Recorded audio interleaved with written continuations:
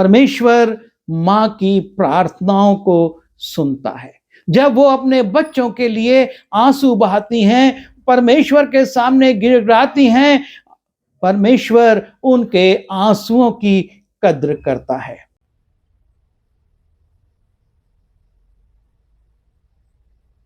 John और Charles Wesley की मां सुजाना वेस्ली, जिसके पास 19 बच्चे थे, कालांतर में उनमें से 10 बच्चों की मृत्यु हो गई और वो रात में सोने से पहले अपने प्रत्येक बच्चे के बिस्तर के पास जाती थी, घुटने टेकती थी और उनके लिए प्रार्थना करती थी। उसकी प्रार्थनाओं का ही फल है कि जॉन और चार्ल्स वेस्ली प्रचारक बने और उन्होंने जो प्रचार किया उसी के द्वारा मेथोडिस्ट मिशन की स्थापना हुई और आज भी ये मिशन पूरे विश्व में काम कर रहा है और सुजाना वेस्ली को मदर ऑफ द मेथोडिस्ट इसका सम्मान दिया जाता है। जब हम परमेश्वर के वचन में जाते हैं, हम देखते हैं हाजिरा को इब्राहिम अपने घर से निष्कासित कर देता है और लिखा है, सो इब्राहिम ने बिहान को तड़के उठकर रोटी और पानी से भरी चमड़े की थैली भी और लड़के को भी उसे देकर उसको विदा किया। सो वो चली गई और बेरशेबा के जंगल में भ्रमण करने लगी। हाजिरा अपने बेटे इश्माइल को लेकर बेरशेबा के जंगल में इधर उधर भटकने लगती है और धीरे धीरे उसकी थैली का पानी चुक जाता है और जब थैली का पानी चुक गया तब उसने लड़के को एक झाड़ी के नीचे छोड़ दिया और आप उससे तीर भर के टप्पे पर दूर जाकर उसके सामने ये सोचकर बैठ गई कि मुझको लड़के की मृत्यु देखना ना पड़े। तब वो उसके सामने बैठी हुई चिल्ला चिल्ला कर रोने लगी और हाजिरा अपने बेटे के साथ भटकते भटकते जब पानी नहीं प्राप्त करती है तो वो बच्चे को एक जगह छोड़कर खुद दूर जाकर बैठ जाती है और लिखा है चिल्ला चिल्ला कर रोने लगी। उसका रोना उस जंगल में कौन सुनता और कौन उसकी सहायता के लिए आता कि उसको पानी दे और उसका बच्चा बच जाए। लेकिन लिखा है कि वो उसके सामने बैठी हुई चिल्ला चिल्ला कर रोने लगी और तब उसकी आवाज परमेश्वर ने सुनी। उसके दूत ने स्वर्ग से हाजिरा को पुकार कर कहा, हे हाजिरा, तुझे क्या हुआ? मत डर, क्योंकि जहां तेरा लड़का है वहां से उसकी आवाज परमेश्वर को सुन पड़ती है। हाजिरा चिल्ला रही है, हो सकता है प्यास से बच्चा भी रो रहा हो और परमेश्वर उनकी आवाज को सुनता, हाजिरा के विलाप को देखता है, उसके आंसुओं को देखता है, क्योंकि वो चिल्ला चिल्ला कर रोने लगी थी उस बेरशेबा के जंगल में। और परमेश्वर ने उसकी आंखें खोल दी और उसको एक कुआं दिखाई पड़ा और उसने जाकर थैली को जल से भरकर लड़के को पिलाया। और इस प्रकार हम देखते हैं परमेश्वर ने उस बेरशेबा के जंगल में हाजिरा की आवाज को सुना, उसके आंसुओं को देखा और वो विलाप कर रही थी और उसके विलाप को सुनकर परमेश्वर प्रबंध करता है ताकि वो बच्चा बच जाए और उसे पानी मिल जाता है। जब हम पहला राजा उसके 17वें अध्याय में जाते हैं, वहां पर सारपत की विधवा का उल्लेख है और सारपत की विधवा के पास परमेश्वर एलिया को भेजता है कि जा, वहां पर तेरा पालन पोषण होगा। और अकाल में सब जगह जब लोग भूख से व्याकुल थे, इस स्त्री के घर में मैदा भी था और तेल भी था और उससे उसका, उसके बेटे का, उसके घराने का और एलिया का पालन पोषण होता था। और तब 17वें पद में लिखा है, इन बातों के बाद उस स्त्री का, जो घर की स्वामिनी थी, बेटा रोगी हुआ और उसका रोग यहां तक बढ़ा कि उसका सांस लेना बंद हो गया। एलिया वहां पर है और उसकी सेवा भी हो रही है। वो बेटा, उसकी माँ उसके लिए भोजन बनाते हैं, दोनों टाइम भोजन देते हैं और एलिया वहां रहता है। और तब वो लड़का बीमार होता है और उसका सांस लेना बंद हो जाता है। तब वो एलिया से कहने लगी, हे परमेश्वर के जन, मेरा तुझसे क्या काम? क्या तू इसलिए मेरे यहाँ आया है कि मेरे बेटे की मृत्यु का कारण हो? और वो विलाप करती है, शोक करती है अपने बेटे के लिए और एलिया से कहती है, तू मेरे यहाँ आया है क्या इस कारण कि मेरे बेटे की मृत्यु का कारण हो? और तब एलिया उससे कहता है, अपना बेटा मुझे दे। तब वो उसे उसकी गोद से लेकर उस अटारी पर ले गया जहां वो स्वयं रहता था और अपनी खाट पर लिटा दिया। और उसने यहोवा को पुकार के कहा, हे परमेश्वर यहोवा, क्या तू इस विधवा का बेटा मार डालकर जिसके यहाँ मैं टिका हूं इस पर भी विपत्ति ले आया है? और उसके बाद एलिया प्रार्थना करता है। तब वो बालक पर 3 बार पसर गया और यहोवा को पुकार कर कहा, हे परमेश्वर यहोवा, इस बालक का प्राण इसमें फिर से डाल दे।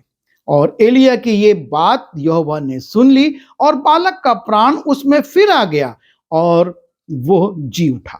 तब एलिया बालक को अटारी पर से नीचे घर में ले गया और एलिया ने यह कहकर उसकी माता के हाथ में सौंप दिया कि देख, तेरा बेटा जीवित है। और इस प्रकार से इस सारपत की विधवा के जीवन में भी संकट आता है और वो पुकारती है, परमेश्वर के दास से कहती है, और परमेश्वर उस सारपत की विधवा के आंसुओं को देखता है, एलिया की प्रार्थना को सुनता है कि वो बच्चा फिर से जीवित हो जाता है। जब हम दूसरा राजा उसके 4 अध्याय में जाते हैं और वहां पर एक शूनेमिन स्त्री का उल्लेख है जो कि एलिशा के लिए उपरौठी कोठरी में सारी व्यवस्था करती है ताकि जब भी एलिशा वहां से गुजरे उसमें टिके, आराम करे। और तब एलिशा उसके लिए पूछता है कि क्या किया जाए और उसका सेवक गेहजी बताता है कि इसके पास पुत्र नहीं है।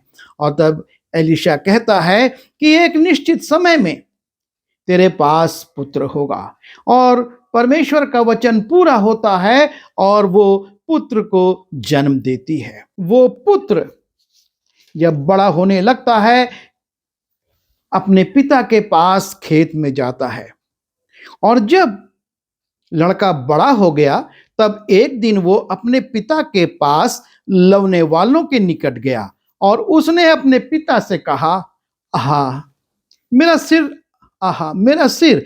तब पिता ने अपने सेवक से कहा, इसको माता के पास ले जा।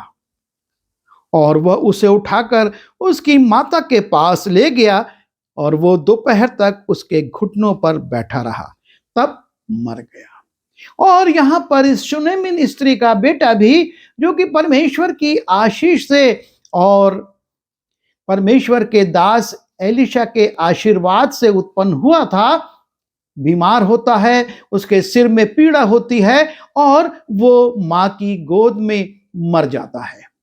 और तब ये स्त्री उठती है, तब उसने चढ़कर उसको परमेश्वर के भक्त की खाट पर लिटा दिया और निकल कर किवाड़ बंद किया। तब उतर गई और उसने अपने पति से पुकार कर कहा, मेरे पास एक सेवक और एक गधी तुरंत भेज दे कि मैं परमेश्वर के भक्त के यहाँ जाऊं। उसने कहा, आज तू क्यों उसके यहाँ जाएगी? आज ना तो नए चांद का और ना विश्राम का दिन है। उसने कहा, कल्याण होगा। और इस प्रकार पिता अनभिज्ञ है, क्या कुछ घट चुका है। लेकिन यह स्त्री परमेश्वर के दास एलिशा के पास जाती है, उसको बताती है। और जब एलिशा घर में आया तब क्या देखा कि लड़का मरा हुआ खाट पर पड़ा है। तब उसने अकेला भीतर जाकर किवाड़ बंद किया और यहोवा से प्रार्थना की।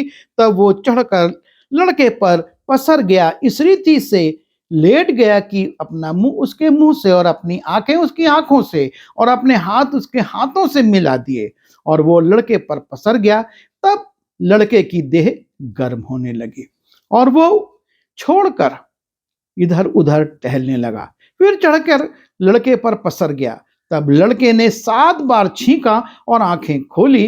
तब एलिशा ने गेहजी को बुलाकर कहा, शूनेमिन को बुला ले। तब उसके बुलाने से वह उसके पास आई। तब उसने कहा, अपने बेटे को उठा ले।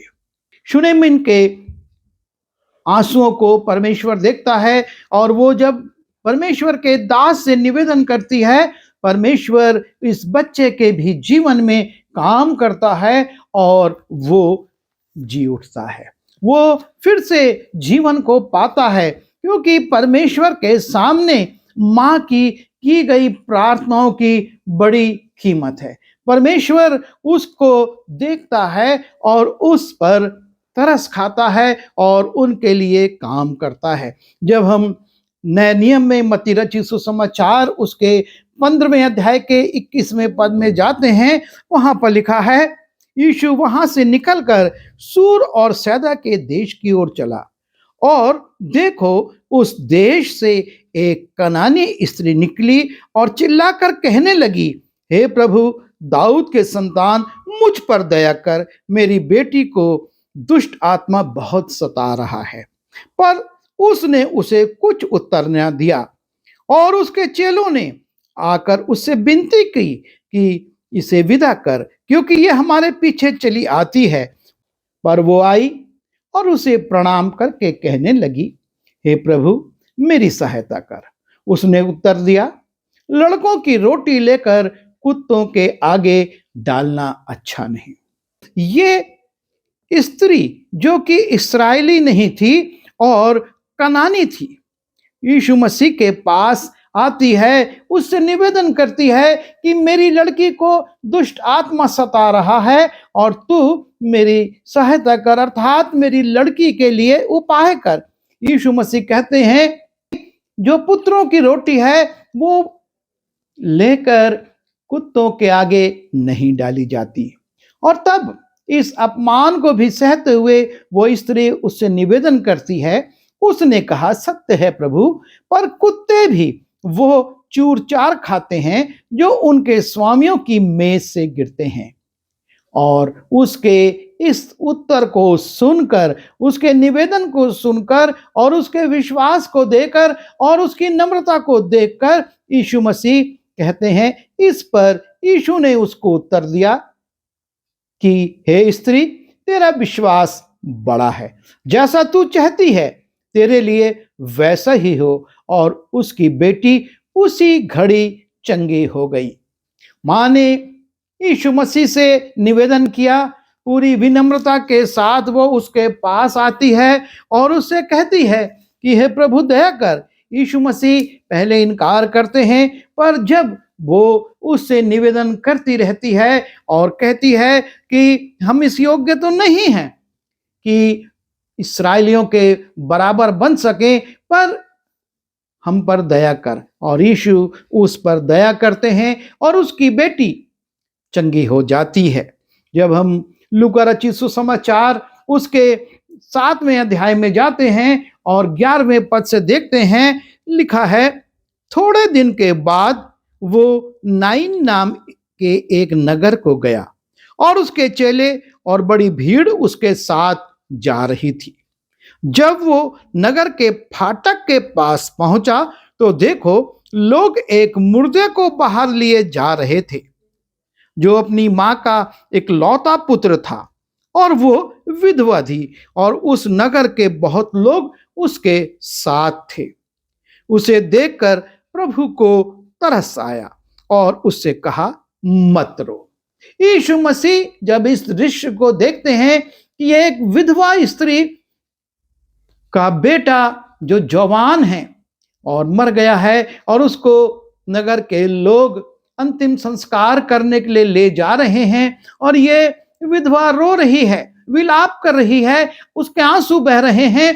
यीशु मसीह उसके आंसुओं को, उसके विलाप को, उसके दुख को देखकर द्रवित हो जाते हैं और कहते हैं मत रो। यीशु मसीह उससे कहते हैं मत रो। वो भीड़ से नहीं कहते और ना उनका संबोधन उस समय उस मृतक से है, लेकिन वो उसकी मां के आंसुओं को देखकर, लिखा है, प्रभु को तरस आया, यीशु मसीह को तरस आया और उससे कहा मत रो। और तब उसने पास आकर अर्थी को छुआ और उठाने वाले ठहर गए। तब उसने कहा, हे जवान, मैं तुझसे कहता हूं उठ। तब वो मुर्दा उठ बैठा और बोलने लगा और उसने उसे उसकी मां को सौंप दिया।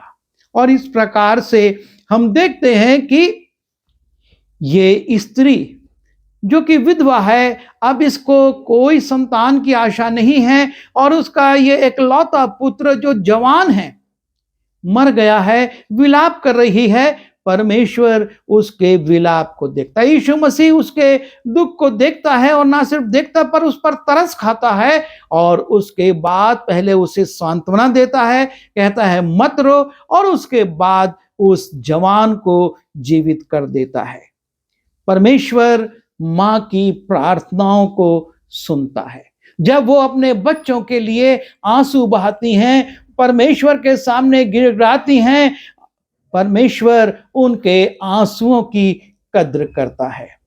जब हम एक प्रचारक के जीवन को देखते हैं, ओरल रॉबर्ट, और ये ओरल रॉबर्ट जो कि एक बहुत बड़ा सुसमाचार प्रचारक हुआ, वो अपने गवाही में कहता है कि जब वो 19 वर्ष का था तो उसको टीबी हो गई और उस समय टीबी का कोई इलाज नहीं था। वो मृत्यु के निकट पहुंच गया और तब उसकी मां लगातार प्रार्थना करती है, उसके लिए चंगाई मांगती है और परमेश्वर उसकी प्रार्थना को सुनकर रॉबर्ट को नया जीवन दे देता है। वो चंगा हो जाता है और 90 वर्ष की आयु तक उसने प्रचार किया। उसने बड़े बड़े क्रूसेड किए, हजारों लाखों लोग उसके प्रचार से जीवन पाए और परमेश्वर ने सिर्फ इस ओरल रॉबर्ट की मां की प्रार्थनाओं को सुनकर यह आश्चर्य कर्म किया। मार्क के विषय में भी हम देखते हैं कि जब वो 16 वर्ष की आयु का था और अत्यधिक शराब पीने के कारण उसके भोजन की नली फट जाती है, उसको खून की उल्टियां होने लगती हैं, उसके मित्र उसको सड़क पर छोड़कर चले जाते हैं और परमेश्वर उसके पिता को अगुवाई देता है, वो उसको घर उठाकर लाते हैं और तब उसकी मां दूसरे कमरे में लगातार प्रार्थना कर रही है और मार्क लगातार खून की उल्टियां कर रहा है। 4 घंटे तक वो खून की उल्टियां करता रहा और तब परमेश्वर का आश्चर्य कर्म हुआ। उसकी जो आंत फट गई थी, जहां से रक्तस्राव हो रहा था, वो रुक गया और ये व्यक्ति भी प्रभु यीशु मसीह के वचन को सुनाने वाला बना। आप भी मां हैं, आपके जीवन में भी अपने बच्चों के लिए, चाहे किसी बीमारी के लिए हो, चाहे उनकी पढ़ाई के लिए हो, चाहे उनके जीवन साथी के लिए हो, चाहे उनकी गलत आदतों के लिए हो, आप विलाप कर रही हैं, आप मांग रही हैं, आप प्रार्थना कर रही हैं। निश्चय जानिए कि परमेश्वर सुन रहा है।